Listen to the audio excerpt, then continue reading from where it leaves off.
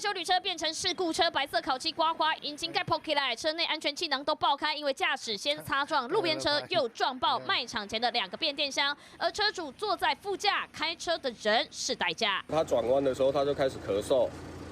我想说他在干嘛，然后他就先擦撞到右手边的车，然后我就反应过来，我想说他在干嘛，我就说，你在干嘛？然后我要去拉他的时候，他已经晕倒了。